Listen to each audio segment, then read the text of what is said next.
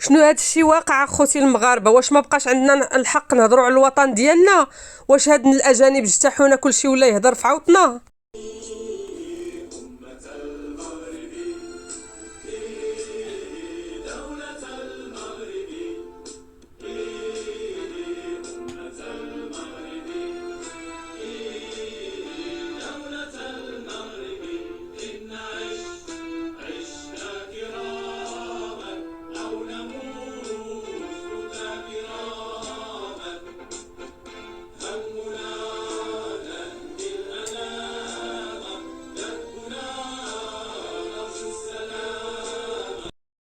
نعم، إن نعيش عشنا كرامة أو نموت متنا كرامة.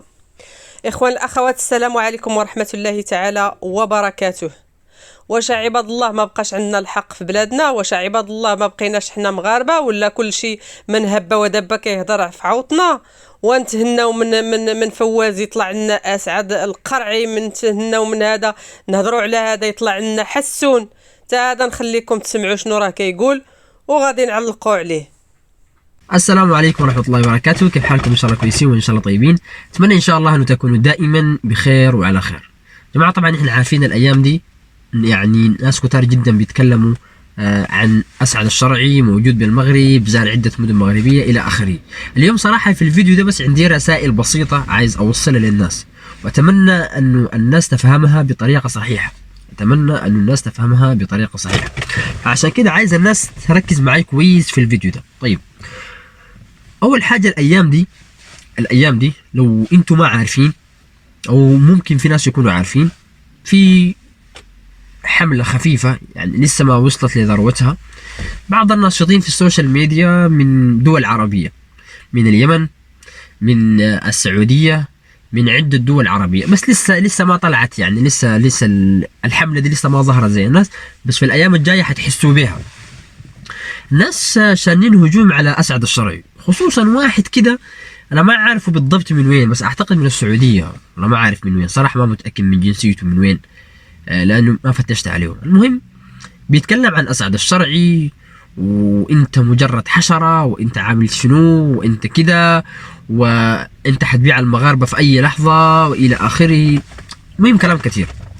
طيب، اول حاجه نحن عارفين على انه اسعد الشرعي الان بيتواجد بالمدن المغربيه، الاقاليم الجنوبيه للمملكه المغربيه، مشى مدينه العيون، والان مشى مدينه الداخله، وما ادراكم ما مدينه الداخله. مع انه في ناس كتار جدا من اخواننا اليمنيين ومن الدول العربيه ما كانوا بيعرفوا مدينه الداخله، ولا حتى بيعرفوا مدينه العيون، وما كانوا عارفين على انه مدينه العيون والداخله عباره عن مدن سياحيه، حتى يعني فيها البنيان زي الناس، فيها الماء، فيها الكهرباء، فيها اي شيء. زي نفس التوقع اللي كان عندي انا وقت جيت المغرب اول مره مشيت مدينه العيون. كان مشيت جلست فيها 10 ايام. صراحه كان عندي نفس التخيل اللي كان عند اسعد الشرعي. التخيل اللي كان عندي على انه يا اخي عباره عن صحراء وليس مدينه فيها بنيان، وفيها بنيه تحتيه، وفيها كهرباء، وفيها يعني فيها اي شيء متوفر، فيها الالعاب، فيها سوبر ماركت، فيها الاسواق، يعني مدينه زيها زي اي مدينه في اي مكان في المغرب، سواء في الشمال، الشرق، الغرب، الى اخره. فالرساله الان بيوصل اسعد الشرعي او الناس اللي زيه جزاهم الله خير، بيعرف يعني انسى لي موضوع السياسه. انا حاجيك بعد شويه لنقطه مهمه ورساله عايز اوصلها لناس كتار جدا الان بيهاجموا اسعد الشرعي، وحاقول لكم حاجه بس خليها بعد شويه. طيب، الان التعريف اللي بيعرف به اسعد الشرعي او الناس اللي معه بيعرفوا عن مدينه العيون، عن الداخله، الى اخره. على فكره المعلومات دي ربما الناس تجيها بسيطه، ربما يقولوا يا اخي ده ما بيفيد السياح بحاجه. لا يا جماعه بيفيد. في ناس بيقولوا لا يسمن ولا يغني من جوع. لا يا جماعه، بيسمن وبيغني من جوع. انتوا شايفين على انه ده شخص واحد، بس الشخص الواحد ده الناس اللي بيشوفوه او الناس اللي بيتابعوه بتلقاهم من دول عربيه مختلفه، فحياخدوا نظره مختلفه عن النظره او الصوره النمطيه اللي كانت عندهم. فدور اسعد الشرعي الاخوه الاخوات كما سمعتي، وعاود هذا السوداني حسون اللي عايش في المغرب، عاود حتى هو كيتكلم. كنت شفتو في واحد الفيديو كيقول زعما خص اسعد الشرعي يعتذر للمغاربه، ودابا بين عشيه وضحاها ولا عاوتاني كيدافع عليه. واش عباد الله ما بقاش عندنا حقنا في المغرب؟ واش ما بقاش عندنا الحق نهضروا على الوطن ديالنا حنا اللي مغاربه؟ واش عباد الله هاد الاجانب اجتاحونا ولاو هما يهضروا في عوطنا؟ واش عباد الله الاصوات ديالهم ولات اكثر منا؟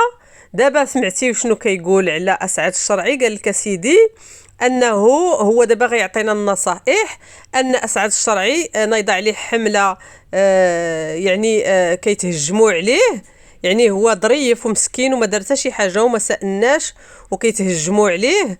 وهو دابا في نفس الوقت هاد السوداني حتى هو كيسترزق عاود، لان في البدايه مشى مع الجهه الاخرى مشى ينتقدوا باش يخصو يعتذر للمغاربه، شاف عاود المغاربه كيرحبوا به، هو يتقلب عاوتاني من الجهه الاخرى. واش كتلاحظوا هاد الملاحظه؟ انا دابا هاد الشيء اللي غادي اللي ركب فيا الجنون، ها كنتهنى نهضروا على فواز يطلع لنا نقولها قد راسي، عاوتاني نهضروا على هذا يطلع لنا واحد اخر، وهما كلهم عندهم المشاكل العويصه في بلدانهم، وحتى واحد ما يتكلم على شي حاجه في بلادو الا المغرب. هذا سيدي باغي ينصحنا وقال لك سيدي ان خصنا نشوفوها من واحد الجهه ان اسعد الشرعي كيشهر لنا الداخله والعيون. قال لك حتى هو هذا السوداني ما كانش عارف بان الداخله والعيون المناطق الجنوبيه انها مدن متحضره، وان هذا كان يسحب له صحراء ويا لوغ كنتي كتعرفها صحراء ولا صحراء. زعما شنو غتزيد لنا لا انت ولا اسعد الشرعي ولا اي واحد؟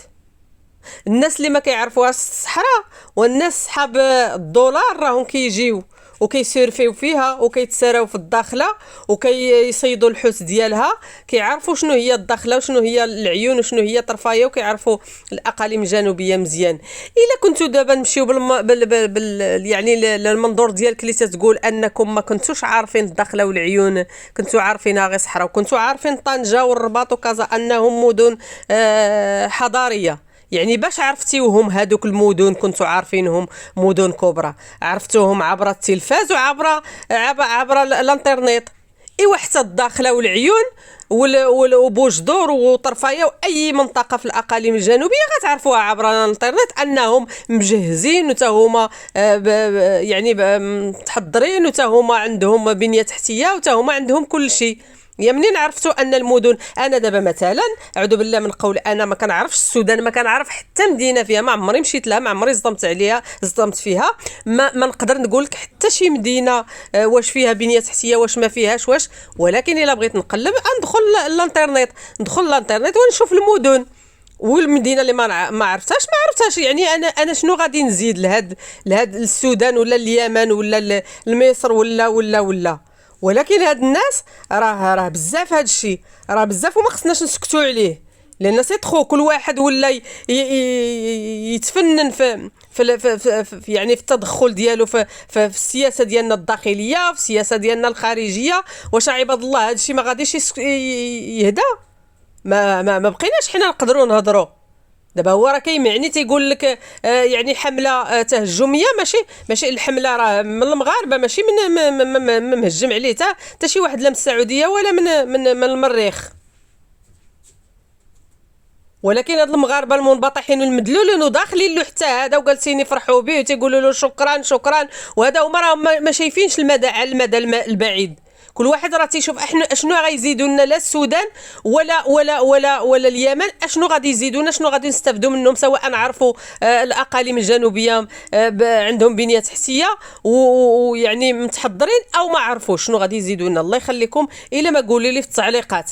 راه بزاف هذا الشيء، راه ما قدرتش، راه ما كانش عندي كاع الوقت كما قلت لكم في الفيديو السابق. ولكن فاش شفت هذا الفيديو راه يعني تعصبت لواحد الدرجه ما تصوروش.